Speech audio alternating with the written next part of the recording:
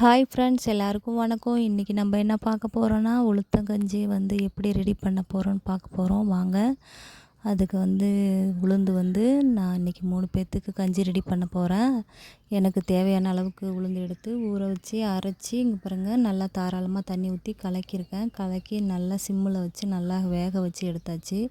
வேக வச்சு எடுத்ததை தேங்காய் பொடியாக துருவிருக்கேன். துருவின தேங்காயை அது மேலே தூவிக்கலாம். தூவிட்டு அடுத்தது 3 ஏலக்காய் நசுக்கி போட்டிருக்கேன்.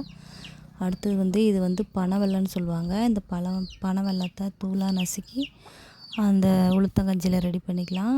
கலந்துட்டு நல்லா கொதிக்க வச்சு எடுத்துக்கிட்டாச்சு. அது டம்ளரில் ஊற்ற வரையும் ஆறட்டும். அதுக்குள்ளேயே நம்ம திருவண்ண தேங்காய் கொஞ்சம் எக்ஸ்ட்ரா இருந்ததால் அதை மிதமான தீயில அனலை தேங்காய் திருவண்ணத்தை போட்டு நல்லா ஹீட் பண்ணி அப்படியே வறுத்து எடுத்தாச்சு. பாருங்கள், இந்த மாதிரி சிம்மில் வறுத்து எடுத்துக்கலாம். எடுத்துட்டு அடுத்தது நம்ம அது கூட என்ன கலக்க போகிறோம்னா, நம்ம வீட்டில் கருப்பு எள்ளு இருந்தாலும் சரி, இல்லை வெள்ளை எள்ளு இருந்தாலும் சரி கலந்துக்கலாம். வறுத்து எடுத்ததை அதை வேறு பாத்திரத்தில் மாற்றிக்கிட்டு பாருங்கள், நல்லா செவந்து வந்திருக்கு பாருங்கள். அது வரையும் வறுக்கணும். நீங்கள் துருவி சேர்த்தாலும் பரவாயில்ல, இல்லைன்னா கட் பண்ணி சேர்த்தா கூட பரவாயில்ல, நல்லாயிருக்கும். பொடியாக கட் பண்ணுங்கள். கட் பண்ணும்போது இப்போ என்ன பண்ணுறதுன்னா, நம்ம வேறு பாத்திரத்தில் மாற்றி எடுத்துக்கலாம்.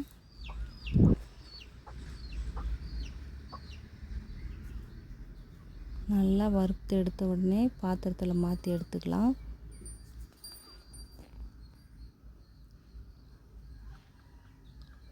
பாருங்கள், நல்லா கொஞ்சம் செவந்துருக்குங்களா? அதே மாதிரி மாற்றி எடுத்தாச்சு. அடுத்தது 2 டீஸ்பூன் எள்ளு போட்டுக்கலாம்.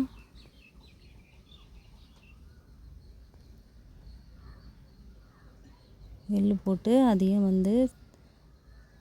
அனலை வேகமாக வைக்காமல் பொறுமையாக அனல் வச்சு வறுத்து எடுத்துக்கலாம். வறுத்து எடுத்துட்டு அப்படியே படபடன்னு வெடிக்கும் பாருங்கள்.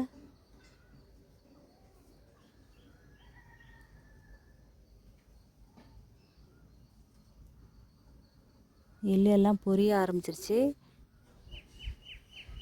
பொரிய ஆரம்பித்ததும் அப்படியே எடுத்து இந்த தேங்காயில் கொட்டிட்டு நல்லா கிளறி விட்டுட்டு மேலே சர்க்கரை சேர்த்துக்கலாம். சர்க்கரையும் தேவையில்லை, தேங்காயில் இனிப்பு இருக்குது, அப்படியே கூட சாப்பிட்டுக்கலாம். உடனே பாருங்கள், கஞ்சி ரெடி ஆயிடுச்சு. இப்போ தேங்காய் வச்சு 2 பொருள் செஞ்சேங்க. நீங்கள் ஒரு முறை ட்ரை பண்ணி பாருங்கள்.